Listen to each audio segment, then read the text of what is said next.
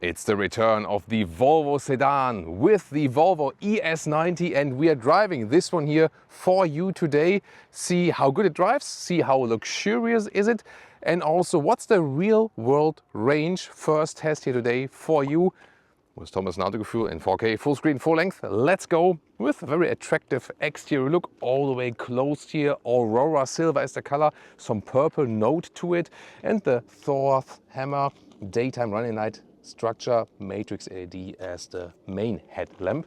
And let's directly take a look under the front hood, see if there is a frunk or not. That's always very interesting, of course. There we go. You have to unlock it here manually. It's a second unlock here. There we go. There's not too much space being held up by gas struts. This is like a compressor equipment and so on. Yeah, maybe for a charging cable, but that's basically it. And yeah, to close it is actually quite tough to close it again.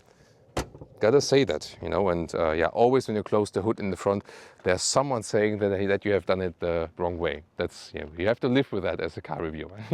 Now we take a look at the side profile, which is the key thing for this vehicle. The length is 5 meters or 197 inches. Wheels from 20 to 22 inch. Let's see the option, the biggest wheels available, 22 inch. And you can still see that the ground clearance is not too low. So it sits relatively high for a sedan. 18 centimeters or 7 inches of ground clearance. So some might even say crossover sedan. It has an air suspension from the mid-trim level. Also has a additional lamination side windows. You can soon show it to you from mid-trim level. And the air suspension could also be pumped up for an off-road mode. But it's a very interesting profile here. It has somewhat an SUV crossover look right here. Then again, this floating design towards the rear looks very impressive, doesn't it? Either rear-wheel drive or all-wheel drive. The rear-wheel drive version we test for you first today, 6.6 seconds in the acceleration figure. All-wheel drive version, 5.5 seconds, or optional 4 seconds. And you've maybe seen it in our text inserts. Battery difference. So the rear-wheel drive version with the smaller battery, 82 kilowatt hours net, or the all-wheel drive version, the faster version, quicker version, that one with the 102 kilowatt hour net battery. Charging here, 11 kilowatt AC. DC charging is 310 or 350 kilowatt DC peak, and the small battery needs 22 minutes and the big battery 20 minutes from 10 to 80% state of charge. It's an 800 volt architecture. So overall good EV facts, and of course even more important, how efficient it will be in driving. In the rear, pretty cool design here with the vertical structure right here, also taken from the SUV models. Then this typical Volvo C-span here. So I really like the design. Is a very unique design for this sedan approach, and I can soon show you more trunk deals, but already that you know so far. Not sure why it sometimes doesn't do it. So here, this is like a fastback opening. So that's key, that it's not like a classic sedan with a small trunk opening, but you have the sedan styling on the exterior, yet you have this estate-alike flexibility from this estate trunk. Talking about the VMAX, by the way, top speed is 180 kilometers an hour or 112 miles per hour. You know that Volvo set themselves this limit here a while ago, also for their combustion engine models. Now towards the interior, which will be super exciting. There is the smartphone as key fob. That is the basic thinking here. I will do an extensive part about this idea and what could go wrong possibly soon after we have finished the interior. I put it in a separate part because it's quite long and some stuff also happened.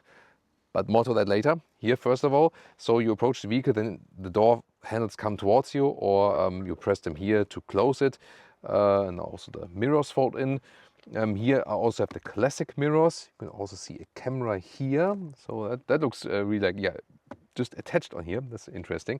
And then here you would maybe hold the key card here if you use that, for example. Door closing sound. It's really solid. And in this case, there would also be a soft close mechanism. Pretty cool, right? And rear, also nice sound, and as well soft close. Huh? There we go. And then inside of the doors, high grade leatherette here in black, nice that it doesn't reflect in the window. Matte wood is being used, optional Bowers & Wilkins sound system, soft here for your elbow. This is how you grab the door from the inside, by the way. Then also this is everything covered, I love that. Also this lower part here is soft. That's really rarely done. And then at least a rubber pad in the lower part from the bottom. Just this one is a little bit harder than, yeah. That would have been perfect if this one it was also like in bright felt or something like that. Then here, windows. It is the 2-window lever curse. Some love that actually, because I sometimes mistake the rear windows for the front one, and then this is this is basically without mistake. So you press the button here, like with Mercedes logic, and then you switch to the rear windows. What do you think about that? Tell me in the comments. And talking about the windows here, we have this lamination here. We have it in the front. We have then this additional layer here for the insulation, and we also have it for the rear windows, and that starts, like with the air suspension, from the mid trim level, and then it's basically included. And I can already tell you, there will be a lot to say about this vehicle here as for the sound insulation soon when we hit the French motorway. Welcome to this interior. One of my favorite parts here definitely, and especially in this light scheme. If you don't like a light interior or you say like, it's not good with the kids and so on, it's no problem. There's also black available. It would start with black Nordico or high-grade leatherette in black, bright, or in this cardamom brown, light brownish color. So 3 colors are available. And standard in the base, or here optional perforated, you can see it right here. And then it's also ventilated, so you have seat heating and seat cooling, so active ventilation that never gets hot on these seats. It's really great and it feels really nice. It looks great with perforation, and it's also really soft and plush. Good ergonomics. The only seats that are better in the EV segment at the moment are the BMW iX3. That is a little bit softer from the surface and also a little bit better from the ergonomics. But these are also at a very, very high level already. I really like them, and I mean, look at that styling. I just love it. Also here, the high-grade leatherette dashboard here, it feels really nice. And yeah, you don't have to use animals for that. You can get the same or even better quality meanwhile. And then here, matte wood. This is real wood and it feels really nice as well. Good tactile feeling, small Swedish flag imprint like this. And the interior is really cleaned up. Most of the stuff is in the screen, yes. I like a physical climate unit. What we do at least have physical is here the volume controller in this crystalline style here in the lower part. And next song, previous song, for example, this is physical. Climate is, however, then digital, and also always in this 2-step scheme. You have to use the voice control otherwise, and also here for the seat cooling, for example. Controlling it while driving, you get used to it. Maybe not the best solution. Once again, some nice matte wood here. Also here on top of the cup holders, slide this open and you have adaptive cup holders. In the front there is the inductive charging pads, also with ventilation. And 2 USB-C chargers here on the back part. Is hard to see on camera. There we go. Also plush here for your armrest, really wide. You slide this open and you have all the space for your clutter, which you want to hide, for example, from the viewers, all the filming stuff or additional cables and so on. For the glove box, you have to open it in the screen. On the one hand, it's a disadvantage. On the other hand, it's an advantage because it's automatically locked then if you're not logged in with the vehicle. So that's also a good thing. I also like this 2-tone scheme from the steering wheel. In this spec here, the vehicle is also completely animal free. Also the steering wheel feels nice, and also I love it that here you have the dark material on the outside that doesn't reflect in the screen. At the same time, you have your spectacular effect. So this vehicle is pricey, but it also looks pricey. And this is really a different level here from Volvo. I really love this interior. If I would get some manual climate knobs here, I would, be 100% with it. But this is already really awesome. Optional Bowers & Wilkins sound system, 25 speakers together with the Gothenburg Concert Hall is one of my favorite sound systems in the industry as well. So extremely cool here. I really love it. And the driver POV here. This is one button design, but at least you have a good clicking feedback, so you know what you're actually doing. On the right side, same thing. This would be for the voice input and so on. And here you need these buttons, for example, also when you want to adjust everything here, for example, the side mirrors. Then you have to press here and here and here, and then the side mirrors move accordingly like this. Yeah, I know it is safe to user account. I still prefer the old way of adjusting it, honestly. Then the digital instruments with a map view or also a reduced view, or here the speed in the middle. And there's also a head-up display that is larger and not flickering than it appears. And if you wonder, in CarPlay with Apple Maps here, it also displays then Apple Maps on the left side. And it does not work with Google Maps and Apple CarPlay. That doesn't work. What we can try is if it also works, for example, with Waze. Yeah, that looks good. Yeah, it's not good for the customer that it doesn't work with the Google Maps and Apple CarPlay. So usually the thing is not that the cars are not capable of doing that. It's more like the clash of Apple and Google, because then usually when you have Android Auto, then Google Maps works also in the instruments. However, here you have Google Maps built in anyway. So if you use then the car internal GPS, you also have Google Maps here on the left side, but not the one from your phone. And in the main infotainment, what's important as well here, glove box is here, and car features. Here, for example, you adjust in the mirrors and the steering wheel and so on. Roof shading also only here. And you can also deactivate this EU speed chime law right there. Other than that, you have here a main menu like this, or in the home menu, you have the inbuilt Google Maps, which is also really responsive. New hardware behind it. That will also be retrofitted for EX90 customers, by the way, and also new software version. Now the rear luxury experience, that's super exciting. First of all, rear doors here also with a high-grade leatherette cover here on the top, and the matte wood insert in the bright side. It's really beautiful. Also the Bowers & Wilkins additional speakers here, 25 speakers. Then more covered here, everything really nice build quality. This is really awesome. Then only in the lower part, this is then the only hard part, but there's at least a rubber ground. And then here, this is the manual door release here, and here this for the window lever. And you can also electrically adjust the rear bench here, the back part. So it's a 2/3, 1/3 logic. I can also show that to you from the other side very soon. Then we have here also the perforated Nordico in the rear, also really plush and soft, nice ISOFIX outsides each. And then on this side I can also then adjust the bench. You can see the difference here. Actually, I can put it more upright. This would also be then for a cargo position, that you have a little bit more trunk length in the upper part, or then the normal laid back position. The only problem here with electric vehicles, which we often have, is how the feet are placed in the vehicle, especially if you have long legs. Like here, you can see how high my feet are due to the battery placement below the vehicle. That is a strange position to sit in. It's still comfortable because the ergonomics and the seats and the material is really soft, and you have enough space here, leg room, although also, as I'm driving here, headroom here also to the top part is also okay, to the side, a little bit closer, but overall it's still nice and comfortable experience. But yes, of course, I would sit better if my feet could be a little bit lower. And that's something they haven't figured out with EVs yet.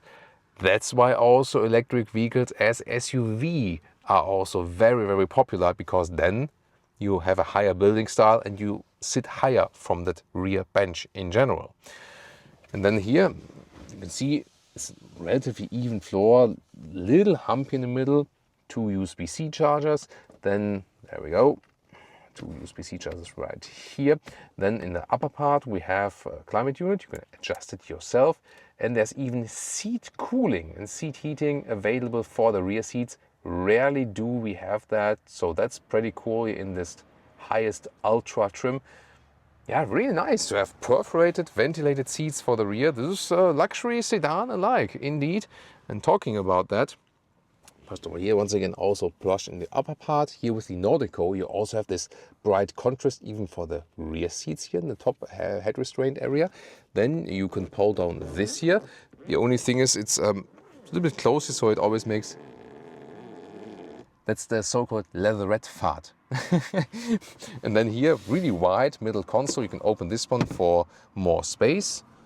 And in the top part, or in the front part here, this is like, once again, the matte real wood. Really beautiful. You can hear that. It's just a beautiful sound, definitely. And then you can press this button and the cup holders come up. Wow.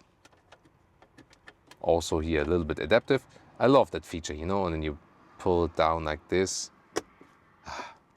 That's amazing. So I'm really in love with this rear, especially also here. Once again, matte wood accentuations in the back part of the seats. And this is there, then when you say like, okay, maybe it's still worth the price, this vehicle here. It is very expensive, later on more to the price, but that's pretty cool. With the only exception that, you know, I'm rather sitting like this, although I have a lot of space in general, you know, so that's the only thing. I would also leave this one down if you're just driving in the front alone, or maybe with two in the front, because then you have some visibility here to the rear. If you put this one here up, there's the head restraint, and then there's basically zero visibility to the rear. So still leave this one down. And then here talking about the panoramic roof, it's a fixed panoramic roof. However, there is this dimming available. The heat protection is inside. So the dimming does not decide about the heat protection, but you can see here, this is this dimming function. If you want to have it more in this shade style, not that bright in the interior, maybe when it's a really sunny day, there you can see the difference. Always looks cool with this electrochrome function. The manufacturers call it electrochrome, by the way. I also saw some comments from viewers that they say it's not really electrochrome in the technical sense, because that would be rather like it's reflecting from the outside. Not an expert in this. Maybe one of you is an engineer in that field and can elaborate more in the comments about that. And now let's check out the trunk or the boot and also measure it. 425 liters. Doesn't sound too much, but how usable is it? Here, this one also fits in vertically easily. And the cool thing is indeed that you have this Fastback-alike trunk. By the way, if you are searching for the measures, it's also right on top here for the next IKEA visit. It also says the measures of the trunk. Of course, hard to read on camera. It's also interesting here, this cover here lifts automatically, but you can also remove it like this, that you have also visibility to the trunk then. And this is here an additional floor mat, either with a soft surface or turn it around, and then you have here this rugged surface, so both is possible. And if you remove it completely, you can see here, you have here then also possible to lift it up, and there could also be a cable storage underneath, so that's also possible. You can also lower the whole trunk then with the air suspension. That works as well. The height I'll measure already right here. So this is here a maximum height of 24 inches or about 62 centimeters. I put this mat again, it doesn't get too complicated overall. So here we go. And then the width is about 1.40 meters, a little bit more actually. And the standard length is also about 1.40 meters. And then, yeah, bikers know where to drive properly. Here you can see, I cannot fold from here. This is just like here, like additional bag hanger, for example, but there's no remote release for the seats. I can reach over, for example, for the ski hatch and then push this through. This does work. And also slightly reach over here. This could also work. There we go. And then, for example, here, 2/3, 1/3, but you can see individual. Also, you have these covers here. You can push down a little bit like this, and then the total length to the front seats is, yeah, it's almost a full ruler. So like 1.95 meters or 77 inches. So it is well usable. Yeah, here you see here again the view is kind of limited from the front to the rear, that you can already see right here. And this one, of course, you could also remove. About opening or closing the vehicle is a very important thing. So Volvo does not supply a real classic key fob anymore. Many manufacturers do the same and move over to smartphone integration. And you can argue for it. When you say, hey, you have your smartphone with you anyways, then you have the access on your smartphone as well, and that's a good thing, is coming handy, and you then maybe don't need a special key fob or so. However, I'm always a friend of having a backup plan. So here at this moment I have like the key to the vehicle on the wallet here in the iPhone. That would be my access to the vehicle, and I can also control the app from here. Then Volvo supplies, let's say, a backup card which would work with like holding it directly at the door, and then you have to place it physically into the vehicle. The phone usually you just leave in your pocket. So far so good. But some call me paranoid when I'm taking extra measures, for example also when we do our maybe this doggo as well or maybe he agrees to me, because when we leave everything in the vehicle I always have a window lowered, just in case, because manufacturers always say the car will never close itself when the key is in the vehicle. It will never do that. And we always hear that from manufacturers. And we always hear these systems work 100%. And then later on it turns out that the next day they hand out the normal key fobs, just to be safe, you know, because something happened. And the same happened here. So I was leaving everything in the vehicle, my own smartphone, the backup key card, the phone, everything in the vehicle, because, you know, I don't want to have like two phones all over the place, my personal phone and then here this car phone here, which would be just one phone in your personal use, but here for the test vehicle it's then two phones.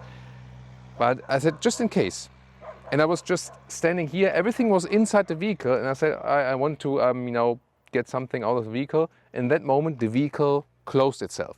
And it's closed, it's done. If in that case, the window would be up, everything would be in the car, the phone, the backup card, my own smartphone, I could call no one and our day would be over. And I have no idea what I've done here. So I can just plead to you once again, never leave the car with the key inside. Always get it out, even if it's just like, you know, shortly, or even if everyone is around, or at least lower one window that you can access the car. And never trust these digital smartphone solutions only. Always carry some kind of backup with you. If it's maybe a small key fob, which is still supplied with the car, if it's the backup key card, always go for one backup, definitely. Just do it. They do offer one more thing here with Volvo. You can order from accessory, not by standard, like a small dongle. It's not a real key fob, you cannot press anything there, but it serves basically the same purpose like the smartphone then. So you can also just put it in your pocket, or maybe like as an activity key when you do go some sports or something like that. So that would be another option they offer. First, acceleration.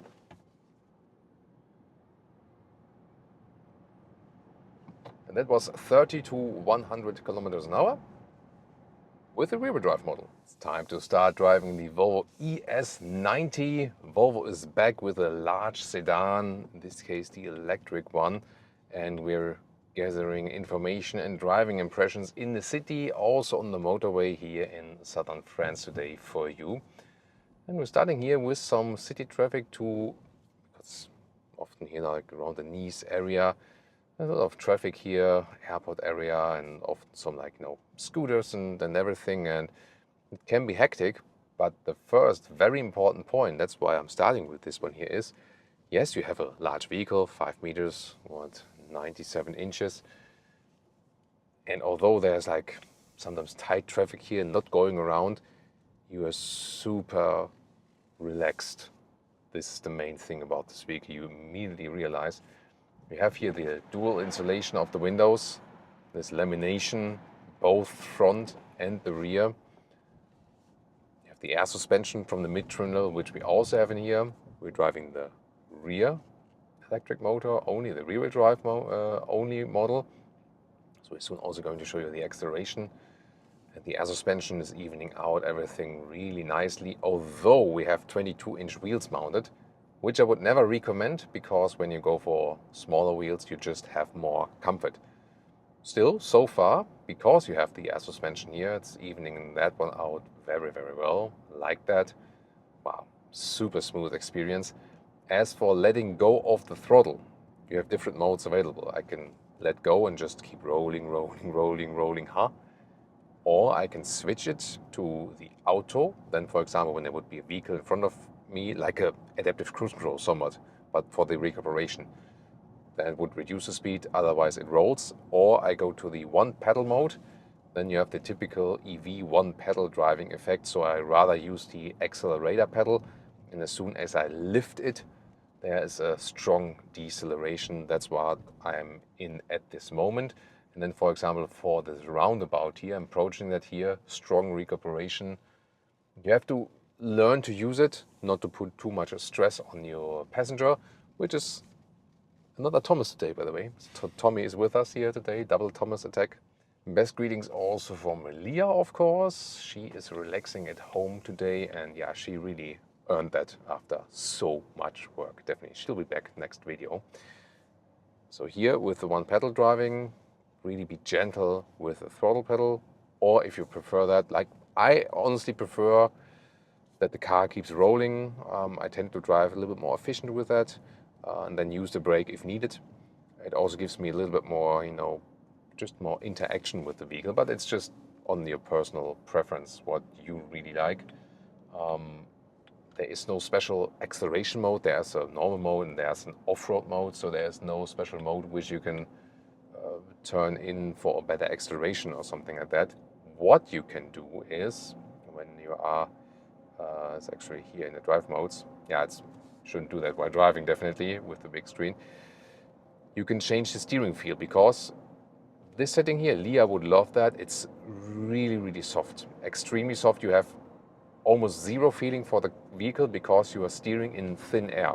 You can also set the steering wheel to firm, or the steering feel, or the steering wheel feel to firm. And in this case, is yeah, you have a little bit more feedback. I wouldn't say that it conveys great feeling for the vehicle.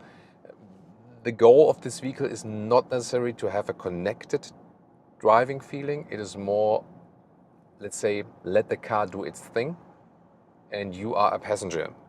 And it is pro and con, you know. If you're driving BMW, you might say like, hey, you know, I want to be like more engaged in the vehicle, and that's fine. And here the goal is more, you are a passenger of this luxury sedan, and fair enough to do it that way. I prefer a little bit more steering engagement, but I can also understand if they do it this way here, maybe to get a different target group, definitely. But with the firm setting, it's definitely better. It's, let's say, enough feedback for me. I would leave it like this. Suspension feel, you can also set to firm, because it is here the adaptive air suspension. And then you notably feel, you know, like some uneven parts in the road and so on. So I would just actually leave that to soft, because even if you do a lane change here, a little bit quicker, even if you're in a soft setting, the car does not shake up. So this is an air suspension where you still feel it is an air suspension. I think it's very important, because in the recent years, or maybe even the decade, we have got to know a lot of vehicles with air suspension where you don't feel anymore that's an air suspension, because the suspension then is trimmed too harsh. And then I say, what do you need the air suspension for? You need, or you want, an air suspension to get this soft, floaty feeling. And that's what you get here also still in the Volvo ES90. And I really appreciate that, you know. Then you have also the nice ergonomics of the seats and the nice soft Nordico high-grade leather red. It's quite warm today with the sun, so we can have the cooling activate, the ventilation of the seats.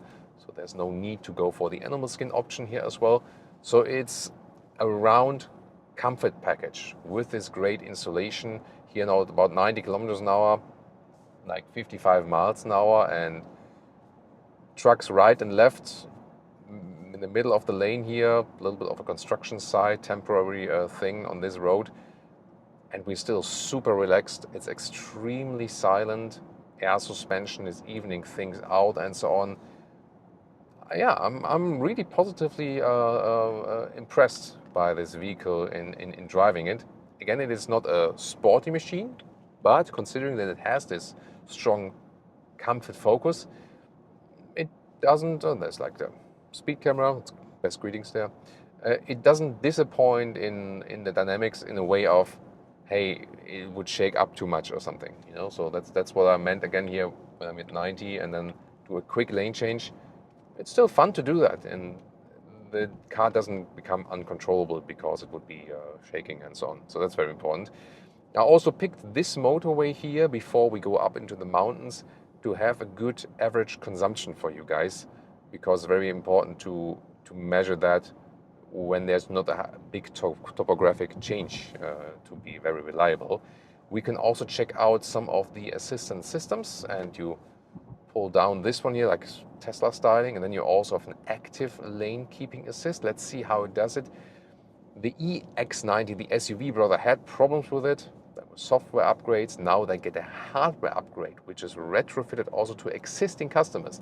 And the ES90 directly starts with this new hardware chip behind it. Then, of course, a new software version. And this really helps because now you have all systems activated which are supposed to be in that vehicle. And here you can see it is following the lane. It is a very narrow lane, and there's a lot going on around us. Next Tesla Model Y overtaking us here on the left. It's also blind spot monitor, the red triangle in the side mirror. Very good to see that, very good to have that, definitely. And so far, I think it's a very good application of the assistance systems here. You know, now we can soon drive a little bit quicker, 110. I can also do quick acceleration when we have the chance to. There's one more overtaking. But this was my first point here. This is really, really accurate. It's not too much overcorrecting, and we know that from the Volvo assistance systems, they have been overcorrecting a lot. And also with the combustion engine hybrid models. And I kind of feel this is the best application for Volvo assistance systems yet. Honestly, gotta say that, and that's a good surprise, definitely. So, what about some 90 to 110? Let's go. Oh, that's it. Nice, good acceleration. I mean, it's 6.6 seconds in the acceleration figure for the rear-wheel drive model. Of course, with this smaller battery, which is at 88 kilowatt hours net here. 92 is the gross figure, whereas you have 102 kilowatt hours net with the bigger battery. So here, smaller battery, you have less weight. That's a good thing. You know? So for the driving limits and for the consumption, that is a good thing. However, I would suspect that for 5,000 euros extra, when you compare like ultra trim to ultra trim, then you have to pay 5,000 euros extra for the big battery. Most customers will probably then also pick the big battery, just to be safe, to have more range and so on. And we will continue driving this 110 kilometers an hour here because that's what we can do in France here today. At a later stage, of course, I would like to redo a test on the German Autobahn, go like 130, maybe even quicker, top speed 180 kilometers an hour, 112 miles per hour, also test that. But even here at 110 kilometers an hour, like 65 miles an hour, it's still really relaxing and super silent, you know. So that's pretty cool, you know. So I know there are a lot of EV skeptics out there, and I would just say, like, take a test ride and see for yourself, because the concept here fits, you know. The whole experience fits, and especially with Volvo, they haven't convinced us with great engines in the last decade, you know. There's always a 2-liter 4-cylinder. They consume quite a lot of fuel. They are not very powerful. So especially Volvo is not losing much when they go electric, you know what I mean? So if you think about like a BMW 3-liter 6, inline 6 or something, then you say, okay, you know, I love to drive that engine, you know. But here it's definitely a better experience with driving the electric version. The rear electric motor, always the stronger one. If you have the all-wheel drive model, front-wheel drive will also be added, basically. Then it's the weaker one. And also a change now. Imagine I would have the all-wheel drive model and I'm just cruising. Then the front electric motor now is being uncoupled. With the EX90 SUV, it was the rear one. They changed this logic now, and the front then is uncoupled when it's not being used. And if you go for the performance option, both front and rear get a higher software tune. Yeah, for 5,000 euros.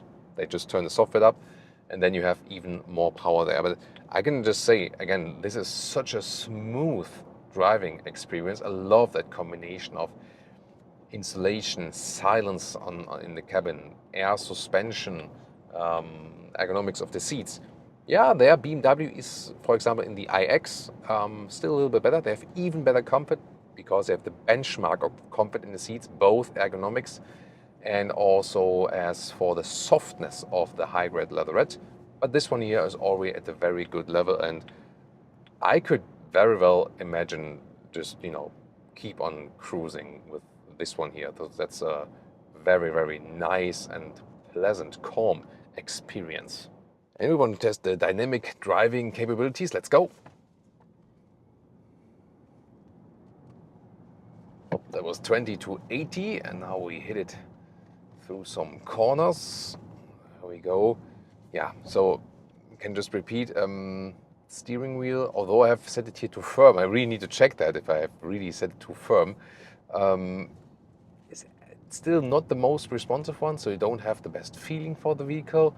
Once again, the luxury experience is being focused. Very soft again from the air suspension, but that doesn't shake up.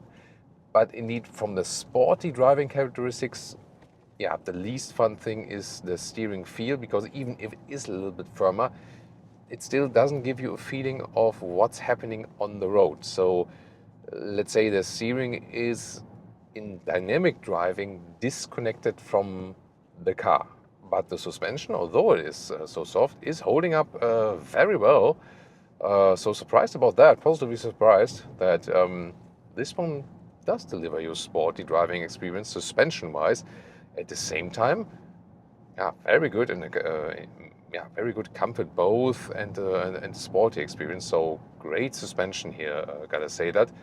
But as for the steering feel, it will not give you the sportiest driving fun. However, it still handles very well. It also has the low center of gravity, you know, batteries in the lower part of the vehicle. And here, of course, in these kind of driving situations, it also helps if you have the little bit smaller battery. And I mean, we have the rear electric drive only here, and that of course, you know, helps us also to push the car out of the corners. However, if you have the all-wheel drive, you have better performance, and the rear motor is still the stronger one. So what about efficiency, rear-world range, and the prices, of course? So as for the real-world range test, we did a test here on the motorway, southern France.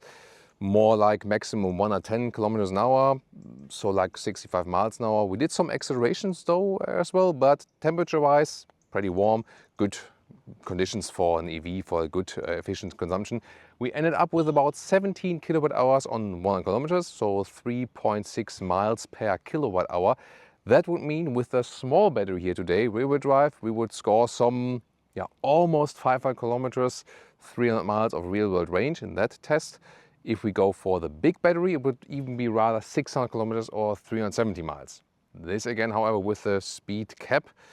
So once again, I would probably need to redo this test then one more time at like 130 kilometers an hour, 75, 80 miles an hour on the German Autobahn, driving a little bit quicker, and see about that. Considering we had limited speed, I would say it could be a little bit more efficient, but of course even more thorough tests in the future will show us even more there. Then about the pricing, it starts about 70,000 euros or 70,000 pounds. That's what we already know so far. But if you then spec the vehicle like it is here with some extra equipment, you can easily add about 20,000 euros and you achieve something 90,000 euros. If you want the big battery, from the Ultra trim to the Ultra trim small to big battery, 5,000 euros difference, but you have to add even more. And the performance model all-wheel drive would then add another 5,000 euros. So a top spec all-wheel drive, big battery, highest trim would then even be towards 100,000 euros. So tell me, what do you think actually? Would this price be worth it for this vehicle here? The strong focus, definitely the comfort, good air suspension. I love the suspension. That was my favorite thing here today, definitely. And also it's very silent on the interior, at least at the speeds that we have been testing. So tell me, what do you think about the Volvo ES90? And now it's time to compare some of the competitors.